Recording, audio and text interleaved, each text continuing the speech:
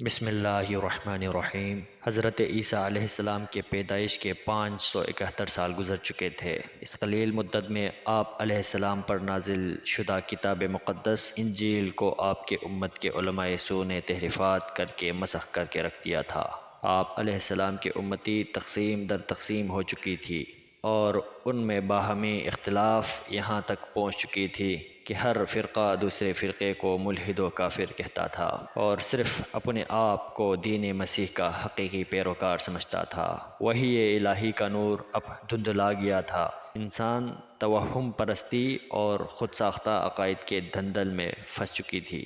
گنتی کے چند خوش نصیب اور خوشبخت افراد کے علاوہ آپ علیہ السلام کے ساری امت آپ علیہ السلام کے بتائے ہوئے راستے سے بھٹک گئی تھی۔ غضب یہ ہوا کہ انہوں نے مسیح کو ابن اللہ یعنی خدا کا بیٹا کہنا شروع کر دیا، جس نے اپنی پیدائش کے ساتھ ہی ماں کی گود میں جھولتے ہوئے یہ اعلان کیا تھا، انی عبد اللہ آتانی الکتاب وجعلنی نبیا، یعنی میں خدا نہیں، خدا کا بیٹا نہیں، بلکہ میں تو اس کا بندہ ہوں۔ اس نے مجھے کتاب عطا فرمائی ہے اور مجھے منصب نبوت پر فائز کیا ہے۔ آپ کے امتیوں نے آپ علیہ السلام کو عبداللہ کہنے کے بجائے آپ علیہ السلام پر ابن اللہ کی سنگین اور گستاخانہ تہمت لگا کر عقیدہ توحید کی نفی کر دی۔ اس طرح انہوں نے نہ صرف حضرت عیسیٰ علیہ السلام کی بعثت کے مقصد کو بلکہ تمام انبیاء علیہم السلام کے آمد کے مقصد عظیم کو ٹھکرا کر رکھ دیا۔